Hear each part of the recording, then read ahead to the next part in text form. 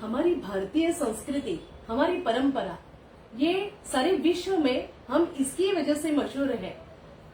यहाँ की फैमिली की जो सिस्टम है, हमारी जो परिवार की व्यवस्था है, इसकी वजह से हम सारे विश्व में मशहूर है। क्योंकि हमारी संस्कृति में हमारी जो गौरवशाली परंपरा है, इसके बारे में यदि बताऊं आपको, तो यहाँ पे पेरेंटिंग की मिसाल हमें मिलेगी। जैसे इतने उदाहरण आपके सामने भी आप यदि सोचेंगे तो इर्द गिर्द, यानी पड़ोसी हो, चाहे कोई रिश्तेदार हो, चाहे मित्र परिवार के कोई लोग हो, जहां पर फॉस्टरिंग के बारे में चर्चा होती ही है। अभी यदि मैं उदाहरण के तौर पे आपको बताऊं तो आपको ये बात बहुत क्लियर तरीके से समझ में आएगी। जैसे हमारे भारतीय परिवार के बारे में यदि आपको मैं बताऊं, तो हमारे भारतीय परिवार में भी ऐसे, जैसे मेरे सास ससुर, चचेरे ससुर चचेरी सास, ये जो है, ये लोगों ने उस समय ऐसी मिसाल हमारे यहाँ प्रस्तुत की थी जहां पे फॉस्टरिंग हुआ था। ऐसा फॉस्टरिंग जहां पे ऐसा नर्चरिंग घर में हुआ था। जैसे मेरे जो ससुर है, वो एक शिस्त प्रिय और एक कमाल के शिक्षा सिखाने की कला रहने वाले एक शिस्त प्रिय शिक्षक करके मशहूर थे परतवाड़ा शहर में।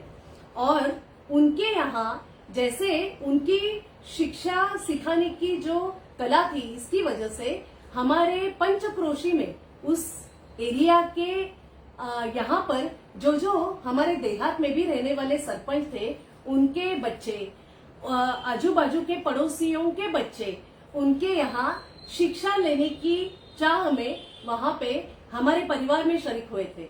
जैसे मेरे पति के भी मेरे नंदों के साथ, हमारा परिवार एक जॉइंट फैमिली है, और जॉइंट फैमिली में 7 भाई और 4 बहनें, ऐसा 11 बच्चों का ये परिवार। और इनके साथ उनके बुआ के लड़के, उनके मामा जी के लड़के, ऐसे सब हमारे यहाँ सीखने के लिए आते थे। क्योंकि मेरे ससुर बहुत अच्छा सिखाते थे, तो उनके यहाँ पे अपना बच्चा फेल होगा नहीं, वो पास ही जरूर होगा, ये गारंटी लेकर हमारे यहाँ के रिश्तेदार उनको हमारे यहाँ सिखाने के लिए भेजते थे।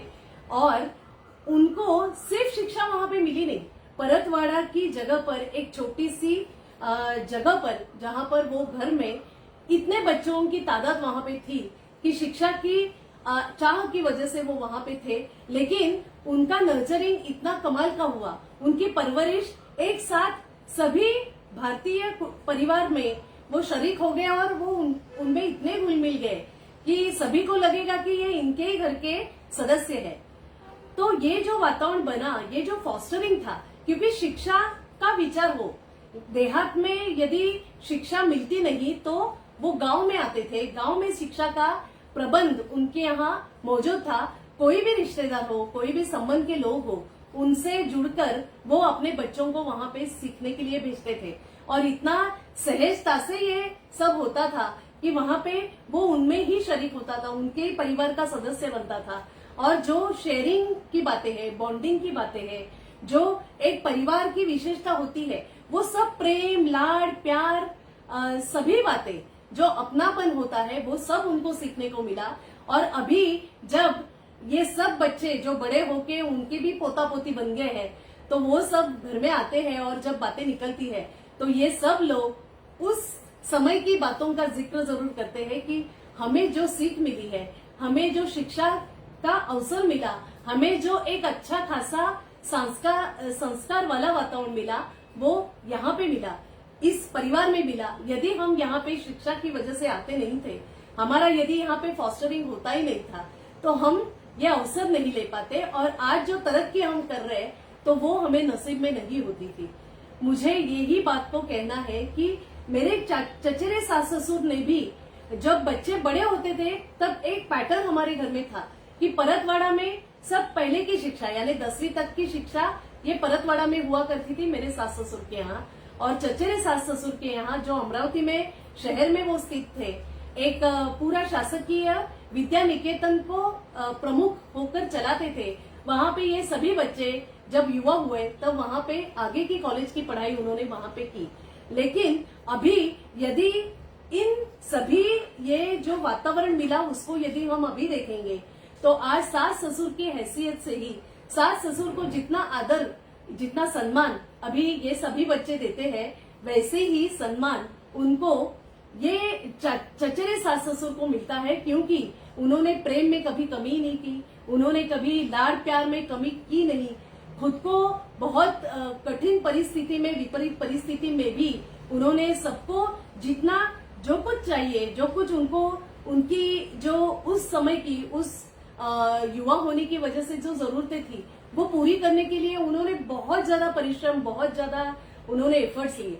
बहुत कम आमदनी में ये सब चलाना सही में मुश्किल था, लेकिन मुझे ये कहना है कि जहाँ पे प्रेम, जहाँ पर वात्सल्य, जहाँ पे मातृत्व, जहाँ पे अपनापन होता है, यहाँ पे ये सभी बैरियर्स बाजू में हो जाती है और एक फॉस्टरिंग का एक अच्छा एनवायरनमेंट सभी को नसीब होता है, जिसके भागीदार हमारे देश के सभी नागरिक, सभी रहवासी है। क्योंकि हमारे यहाँ ये वातावरण घरों घरों में दिखाई देता है। ये तो एक मैंने मिसाल के तौर पे ये बात की कि जहाँ पर मैंने खुद अपनी सामने ये अनुभव किया है। जब मैं बात करती हूँ, कोई बुआ के मेरे देवर आते हैं और उनसे मैं बात करती हूँ तो वो बोलते हैं मुझे सभी बातें अभी भी याद है, जो हमें यहाँ पे सिखाया गया वो हम संस्कार भूले नहीं है। तो ये बातें जो है ना, यही जरूरी है कि हमें बच्चों को संस्कारित होना, बच्चों का उस वातावरण में उनको वो सभी बातें मिलना जो छोटी उम्र में बच्चों को मिलनी जरूरी होती है। और ये संस्कारों की वजह से आदमी अपनी एक हैसियत, एक उसका समाज में एक स्थान अच्छा प्रस्तुत कर सकता है। तो फॉस्टरिंग ये ऐसी एक बात है जो सहजता से होने वाली बात है, जो स्वाभाविक तौर पे हमारे भारतीय परिवार, भारतीय संस्कृति परंपरा का एक भाग है। तो यहाँ पे कोई फॉर्मल तरीके से फॉस्टरिंग होने की जरूरत नहीं थी। अभी भी कितने परिवार ऐसे हैं कि जहाँ पर एक माँ ने अपनी गोदी का अपना बच्चा, खुद का, उसे 2 बच्चे थे, तीसरे बच्चे को उसने दे दिया अपनी बहन को, जिसे अभी तक का बच्चा हुआ ही नहीं था।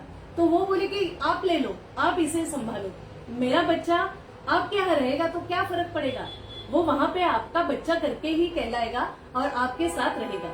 तो ये जो ममत्व है, ये जो मातृत्व की भावना, ये जो वात्सल्य जो बहुत ब्रॉडर माइंड से दिखाई देता है, ये भारत में दिखाई देता है। इसीलिए हमारे यहाँ का फॉस्टरिंग का सब्जेक्ट भी बहुत अलग है। स्वनाथ फाउंडेशन की ओर से हम यही विषय को सभी को बताने जा रहे हैं, जहाँ पर तात्कालिक यानी टेम्पररी पेरेंटिंग की बात जरूर है, लेकिन वहाँ पे वो सभी संस्कार वो सभी बच्चों को मिल सकते हैं जिनको ये संस्कार नसीब में नहीं होने वाले। जैसे इंस्टीट्यूशनलाइज बच्चे, जैसे संस्थाओं में, अनाथ आश्रम में रहने वाले बच्चे, जिनको ये कभी नसीब में होगा ही नहीं यदि हम तय करेंगे तो उनको ये फॉस्टरिंग की सुविधा यदि दे दे, यदि ऐसे परिवारों में ऐसे यदि बच्चे घर में शरीक हो, परिवारों में शरीक हो, तो उनकी परवरिश बहुत कमाल की हो सकती है, उनको संस्कार बहुत कमाल के होंगे और एक अच्छी तरीके से अपना जीवन बिताने की कला उनमें आ सकती है, उनका कॉन्फिडेंस बढ़ सकता है और एक हैसियत, एक अपना समाज में अच्छा स्थान वो प्रस्तुत कर सकते हैं।